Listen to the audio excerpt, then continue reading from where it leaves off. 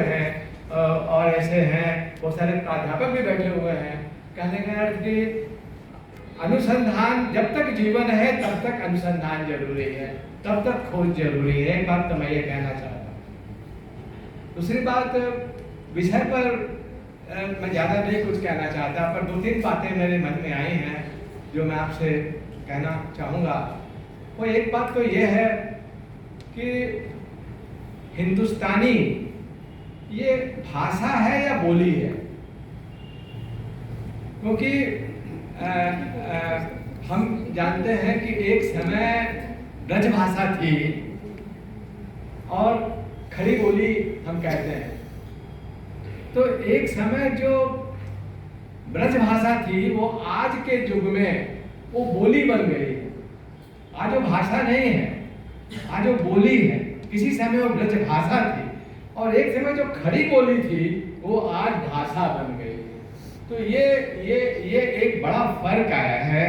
इसकी रोशनी में ये हमें देखना होगा कि एक हिंदुस्तानी जिसकी हम चर्चा करते हैं वो, जैसा इन्होंने बहुत ही खोल करके कहा है, बहुत खोल करके कहा है कि ये सेना की छावनियों में या व्यापारियों के बीच इस भाषा का निर्माण हुआ और जिस जिस क्षेत्र में इसका निर्माण हुआ, जिस जिस इलाके में निर्माण हुआ, वहां की छाया उस पर ज्यादा पड़ी। अगर ब्रज क्षेत्र में निर्माण हुआ तो वहां ब्रज की छौंक आई। अगर अफगानिस्तान के इलाके में इसका निर्माण हुआ तो वहां का असर पड़ा। बंगाल में अगर वो हिंदुस्तानी भाषा का निर्माण, हिंदुस्तानी या खुद रेखता जिसे आप कहते हैं, ये हिंदुस्तानी एक तरह से बहुरंगी भाषा है, मल्टी कलर है। इसका एक रंग नहीं है, बहुत मानक स्वरूप उसको नहीं मिला है।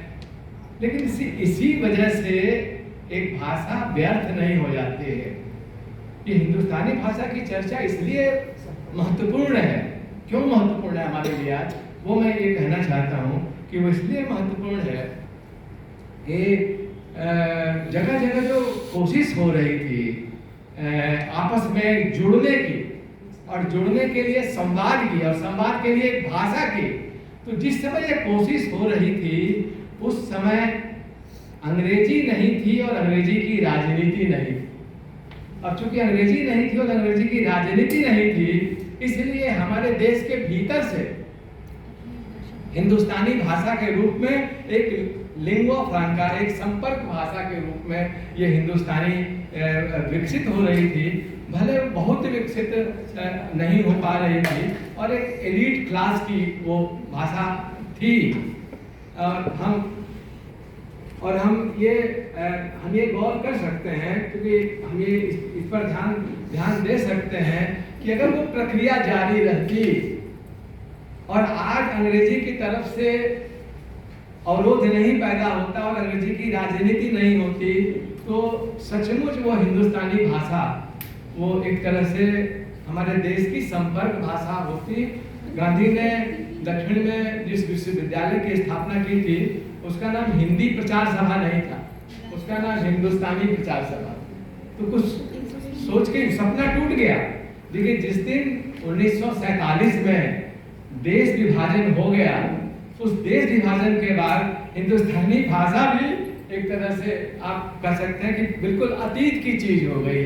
लेकिन ये हम सोच सकते हैं कि ये हिंदुस्तानी आज भी क्यों हिंदी की देर है।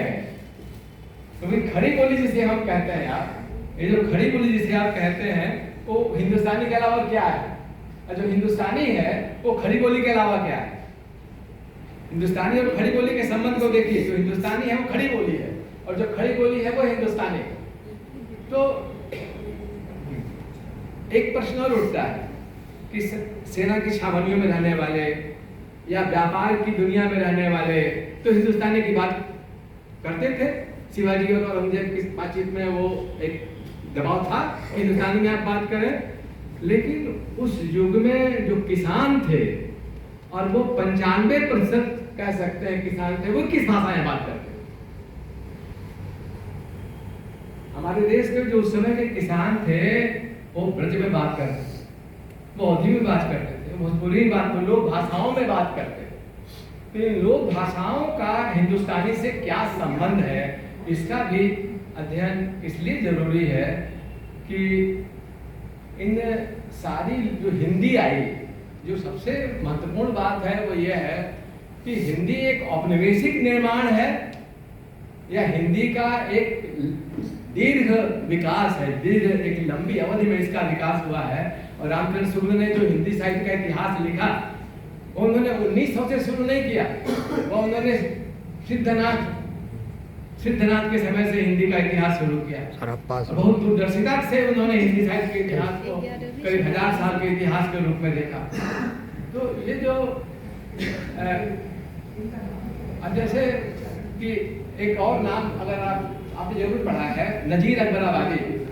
नजीर अकबराबादी की भाषा आप देखिए तो उर्दू में वो लिख रहे हैं।